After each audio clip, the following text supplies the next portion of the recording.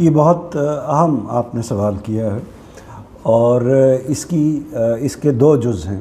ایک جز میں واضح کر دوں اپنے قارئین کے لیے، مزید اس کی تفصیل کر دوں کہ اس کے دو جز ہیں آپ نے جو سوال کیا ہے۔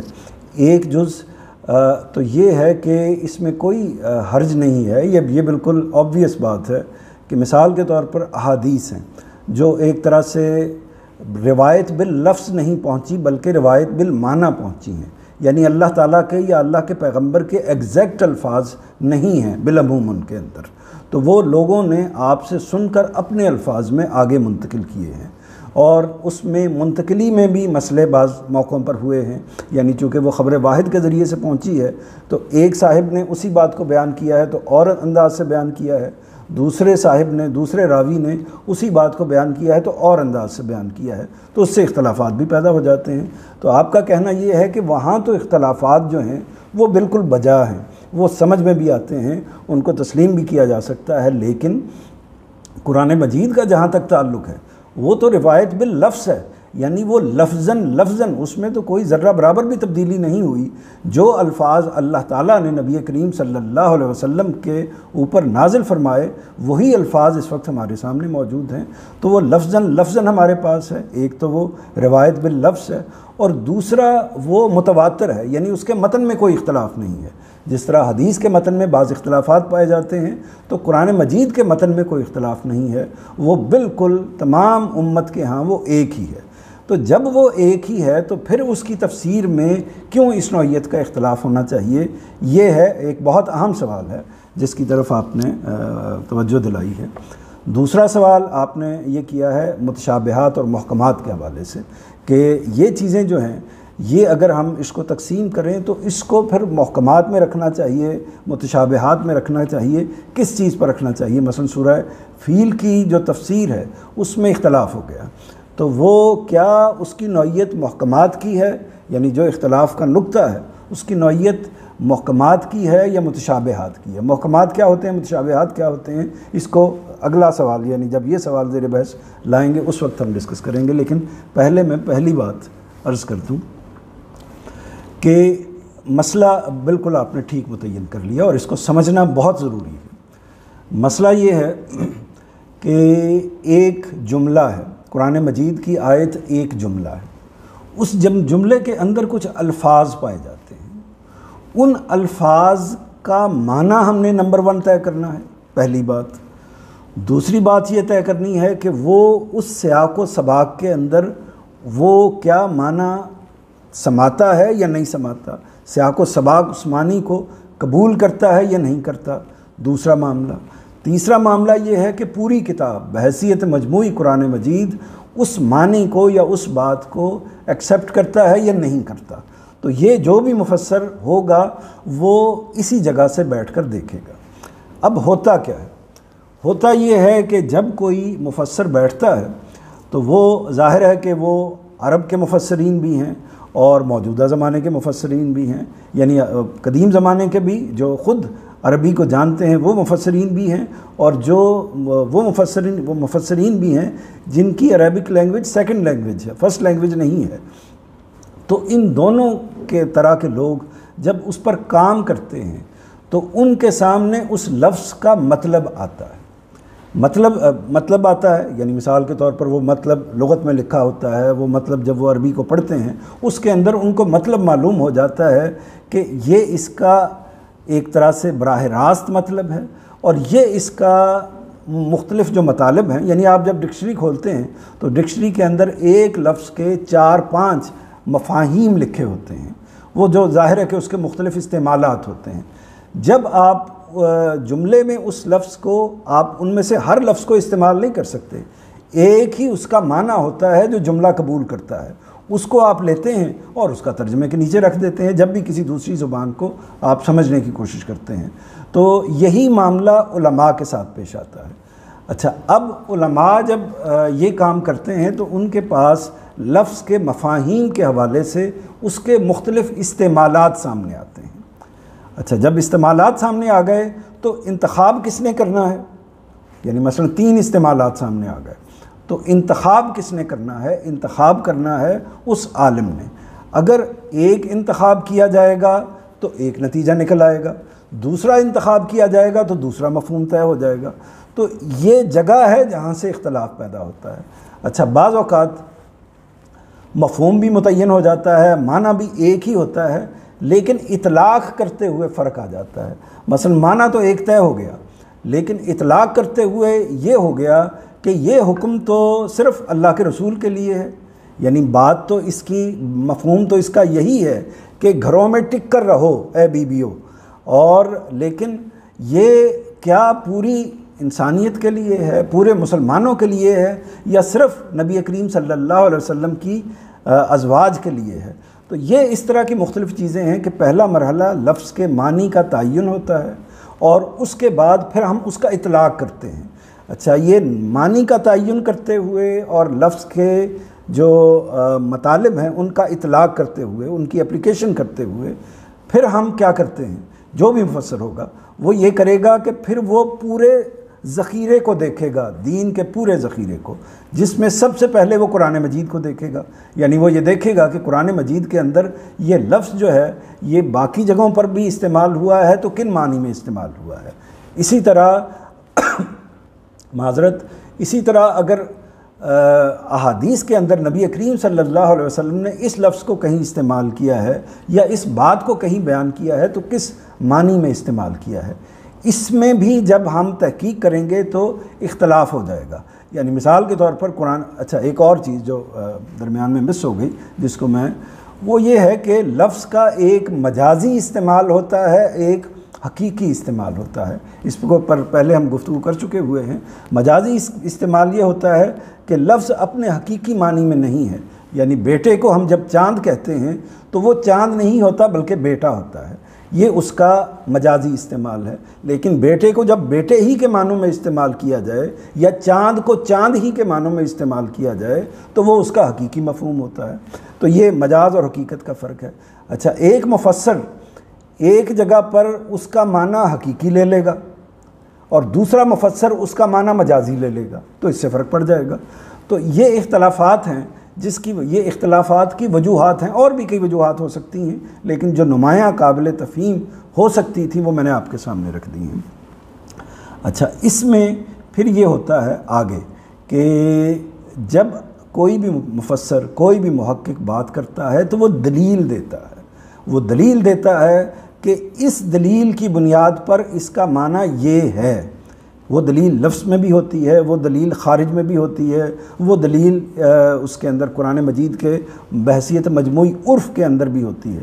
یہ تمام دلائل دینے کے بعد وہ اپنی تحقیق کو، اپنی رائے کو سامنے رکھتا ہے۔ اس رائے کے اوپر جب کوئی دوسرا مفسر یہ کہتا ہے کہ یہ جو رائے ہے یہ درست نہیں ہے، تو پھر وہ اس کو مجرد یہ کہہ کے وہ صرف نظر نہیں کر سکتا، یا مجرد یہ کہہ کے سٹینڈ نہیں کر سکتا علم کی دنیا میں کہ جی میں کہتا ہوں کہ یہ رائے درست نہیں ہے۔ اس بنیاد پر وہ سٹینڈ نہیں کر سکتا، بلکہ اس کے لیے لازم ہے کہ اس کو ان دلائل کی تردید کرنی ہوگی جو پہلے دلائل موجود ہیں۔ اس کو میں دو مثالوں سے آپ کو واضح کر دیتا ہوں۔ ایک اسی کی مثال لے لیتے ہیں جو سورہ فیل کی مثال ہے۔ مثال کے طور پر یہاں لفظ استعمال ہوا ہے، ترمیم کا لفظ استعمال ہوا ہے، اور اس کے ساتھ ابابیل کا لفظ بھی استعمال ہوا ہے۔ تو جو پورا جملے کی کنسٹرکشن ہے، اس پر ہم نے کچھ بات بھی کی تھی کہ پورے جملے کی جو کنسٹرکشن ہے، تالیف ہے، وہ اس کی گنجائش دیتی ہے کہ یہ ترمیم یعنی پتھر مارنا، یہ ترمیم جو ہے وہ دونوں کے لیے استعمال ہو سکے، یعنی پرندوں کے لیے بھی استعمال ہو سکے اور انسانوں کے لیے بھی، یعنی اہل قریش کے لیے بھی استعمال ہو سکے۔ دونوں کی 50% آپ کہہ لیں، یعنی یکساں طور پر اس کی گنجائش دیتی ہے۔ اب ہمارے سابق علماء جو ہیں انہوں نے اس گنجائش میں سے، اس آپشن میں سے، اس دلیل کی بنیاد پر، کس دلیل کی بنیاد پر؟ ابابیل کے لفظ کی دلیل کی بنیاد پر انہوں نے ترمیم کا ترجمہ یہ کیا کہ ابابیل اپنی چونچوں میں یہ پتھر لے کر ان کے اوپر گراتے تھے اور اس سے وہ لشکر تباہ ہو گیا۔ جبکہ دوسری رائے یہ تھی کہ نہیں، یہ اس میں جو لوگ ہیں ان کی طرف اس بات کو جانا چاہیے، کیونکہ یہ بڑا خاص کیونکہ ہے، کیونکہ رما کا جو فعل ہے، رمی کا جو فعل ہے، ترمیہم کا جو لفظ ہے وہ پرندوں کے لیے موضوع نہیں ہے، یعنی ترمیہم کا جو لفظ ہے وہ پرندوں کے لیے موضوع نہیں ہے، یعنی موضوع نہیں ہے زبان میں، وہ پرندوں کے لیے استعمال نہیں کیا جا سکتا، وہ پتھر پھینکنے کے معاملے میں استعمال ہوتا ہے، اور پرندے پتھر پھینکتے نہیں بلکہ پتھر گراتے ہیں۔ یہ دلیل ہے۔ اس دلیل کی بنیاد پر اور باقی دلائل اضافی ہیں، مثلا یہ دلیل کہ قریش سے یہ جو ان کی پوری تاریخ پہلے بھی موجود رہی ہے، بعد میں بھی موجود رہی ہے، وہ پوری کی پوری تاریخ اس پر شاہد ہے، گواہ ہے کہ ان کے بارے میں یہ تصور نہیں کیا جا سکتا کہ وہ لوگ چھپ کر کہیں بیٹھ جائیں گے، یعنی وہ ان کی بہادری کی جو داستانیں ہیں، جس طریقے سے وہ جنگ کرتے ہیں، تو وہ مقابلے پر آنے والے لوگ ہیں، تو وہ چھپ کر بیٹھنے والے لوگ نہیں ہیں، اور وہ جگہ کون سی ہے؟ وہ اللہ کا گھر ہے، جو ان کے لیے سب سے بڑھ کر عزیز تھا، اس وقت بھی سب سے بڑھ کر عزیز تھا۔ تو یہ صورتحال ہے کہ یہ تائیدی دلیل، اس کے اندر بنیادی دلیل وہ ہے، تائیدی چیز یہ حاصل ہو گئی اس کو، جو غامدی صاحب کا نقطہ نظر ہے۔ تو یہ دو دلائل آپ کے سامنے آ گئے، ایک وہ دلیل آ گئی کہ ترمیہم کو ابابیل سے متصل کیا، اور دوسری دلیل آئی کہ ترمیہم کو متصل کیا افراد کے ساتھ، اور دلیل یہ دی کہ لفظ جو ہے عربی زبان کے اندر یہ زیادہ مناسب ہے کہ اس کے ساتھ استعمال ہو۔ تو لہٰذا اب آپ کے سامنے، میرے سامنے یہ دونوں باتیں آ گئی ہیں۔ اب اگلی بات، میرے اور آپ کے سامنے یہ دونوں باتیں آ گئی، دونوں تفاسیر آ گئیں، تو ہم نے کس بیس پر فیصلہ کرنا ہے؟ ان دلائل کی بنیاد پر فیصلہ کرنا ہے کہ یعنی یہ دلائل بھی آ گئے اور یہ دلائل بھی آ گئے، میرا دل، میری عقل، میرا ذہن کس چیز پر مطمئن ہوتا ہے، میں اس کے لیے جواب دہ ہوں، اور اسی کے حوالے سے مجھ سے سوال بھی پوچھا جائے گا۔ میرا دل اگر پہلی تفسیر پر مطمئن ہے تو مجھے اس کو اختیار کرنا چاہیے، اور اگر دوسری تفسیر پر مطمئن ہے تو اس کو اختیار کرنا چاہیے۔ ایک اور میں تفہیم مدعا کے لیے مثال آپ کو دے رہا تھا، شاید پہلے بھی دی تھی، وہ لفظ رویا کی مثال ہے، یعنی قرآن مجید میں لفظ رویا استعمال ہوا ہے، جو پوری عربی زبان کے اندر خواب کے لیے مستعمل ہے، بالعموم یعنی بلکہ ہمیشہ کے طور پر یہ خواب کے لیے استعمال ہوتا ہے، لیکن یہ خواب کا لفظ بعض اوقات مجازی معنی میں بھی آ جاتا ہے۔ مثال کے طور پر شاعر مشرق نے پاکستان کا خواب دیکھا، اب جب شاعر مشرق نے پاکستان کا خواب دیکھا تو یہ اس کا حقیقی مفہوم نہیں ہے، بلکہ یہ شخص تو ہمیشہ اپنے خوابوں میں جیتا ہے، تو یہ مطلب بھی یہاں بھی وہ خواب نہیں ہوتے جو رات کو ہم سوتے ہیں تو اس وقت ہمیں خواب آتے ہیں۔ تو اب یہ معنی بھی ہو گیا، لیکن شاعر مشرق نے پاکستان کا خواب دیکھا، اس کے دو معنی ہو سکتے ہیں۔ ایک معنی مجازی ہو سکتا ہے کہ شاعر مشرق نے سوچا پاکستان کے بارے میں اور اس کا تصور پیش کیا۔ دوسرا معنی یہ ہو سکتا ہے کہ شاعر مشرق ایک رات سوئے اور انہوں نے خواب میں دیکھا کہ ایک ملک تشکیل پا رہا ہے جس کی یہ سرحدیں ہیں وغیرہ وغیرہ، تو یہ دوسری تعویل ہو سکتی ہے۔ دونوں مطلب ہو سکتے ہیں اس جملے کے، ایک جو مفسر ہے وہ ایک مطلب لے سکتا ہے، دوسرا مفسر دوسرا مطلب لے سکتا ہے۔ فیصلہ کس بنیاد پر ہوگا؟ وہ اپنے دلائل دے گا، وہ اپنے دلائل دے گا۔ تو فیصلہ کس بنیاد پر ہوگا؟ یعنی ان قرائن کی بنیاد پر، جملے کے سٹرکچر کی بنیاد پر، جملے کے اندر جو بات بیان ہوئی ہے اس کی بنیاد پر۔ پھر اقبال کی جو باقی تفصیلات ہیں، جیسے انہوں نے الہ آباد میں خطبہ دیا جس کے اندر انہوں نے ملک کا، ایک پاکستان کا نقشہ پیش کیا، اس سب کچھ کو ریلیٹ کیا جائے گا۔ تو یہ ساری چیزیں ملا کر اضافی دلائل کی بنیاد پر یہ فیصلہ کیا جائے گا کہ یہاں خواب کا لفظ حقیقی معنوں میں استعمال ہوا ہے یا مجازی معنوں میں استعمال ہوا ہے۔ قرآن مجید میں بات تھوڑی سی لمبی ہو گئی ہے لیکن یہ نقطہ سمجھنا ضروری ہے۔ قرآن مجید میں مثال کے طور پر توفیٰ کا لفظ استعمال ہوا ہے، یعنی حضرت مسیح کے حوالے سے یہ لفظ استعمال ہوا ہے کہ اللہ تعالیٰ نے ان کو وفات دی۔ وفات کا مطلب عربی زبان کے اندر اسٹیبلش ہے کہ اس کا مطلب ہے موت دینا، لیکن ایک سوال پیدا ہوا کہ اگر موت ہو گئی تو پھر کیا ان کو دوبارہ زندہ کر کے اللہ تعالیٰ، جیسا کہ احادیث میں بیان ہوا ہے، زمین پر نازل فرمائیں گے؟ تو یہ سوال پیدا ہو گیا۔ تو اس سوال کے دو جواب ہو سکتے تھے۔ ایک جواب یہ تھا کہ نہیں، وہ وفات ہی ہوئی ہے اور وہ اللہ کے پاس مستقل چلے گئے ہیں۔ ایک جواب یہ ہو سکتا تھا کہ توفیٰ کا مطلب، وفات کا مطلب وفات ہی ہے، یعنی موت کے منہ میں چلے جانا ہے۔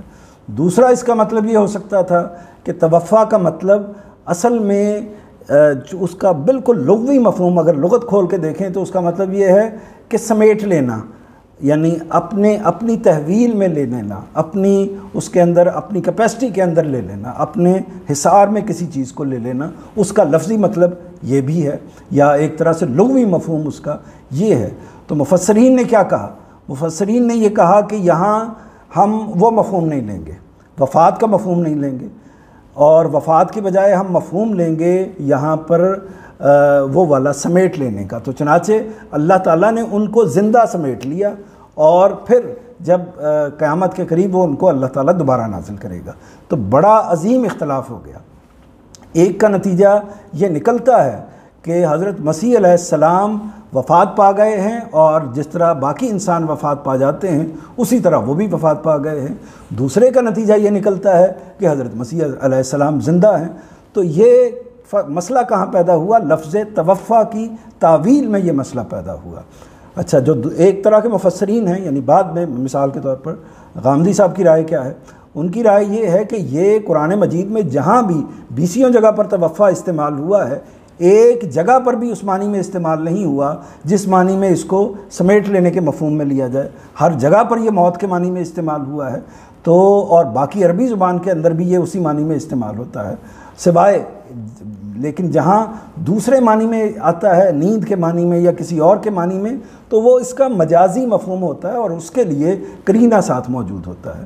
تو جب وہ ایک خاص طریقے سے آتا ہے تو اس کا معنی موت ہوتا ہے۔ تو یہ مختلف دلائل ہیں، اس وقت زیر بحث نہیں ہے۔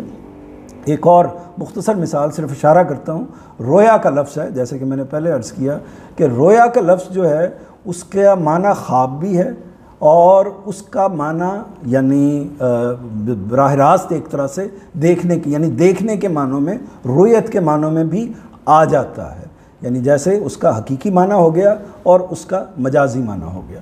تو جب وہ آ جاتا ہے تو یہاں جو قرآن مجید میں معراج کے واقعے کے حوالے سے رویا کا لفظ آیا ہے، تو وہ رویا کا لفظ کیا وہ اس معنی میں ہے کہ جس میں نبی کریم صلی اللہ علیہ وسلم نے اپنی جو روحانی نظریں ہیں ان سے اس واقعے کا مشاہدہ کیا ہے، اس معنی میں آیا ہے، یا اس معنی میں آیا ہے کہ آپ نے اپنی ظاہری آنکھوں کے ساتھ اس واقعے کا مشاہدہ کیا؟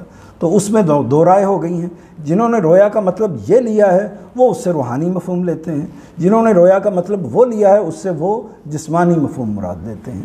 تو یہ اختلافات پیدا ہوتے ہیں، یہ اختلافات ہمارے سامنے آتے ہیں، اور ان میں سے بیشتر کا تعلق اس چیز سے نہیں ہوتا کہ اس پر ہمارے ایمان کا عقیدے کا انحصار ہوتا ہے۔ بیشتر جس پر آپ کا دل مطمئن ہے آپ اس کو اختیار کیجئے، اور اسی کے لیے آپ جواب دہ ہیں، اسی کے لیے مکلف ہیں۔ تفصیل زیادہ ہو گئی، لیکن میرا خیال یہ تھا کہ یہ نقطہ ایسا ہے کہ اور یہ موقع ایسا ہے کہ اس کو سمجھا دیا جائے۔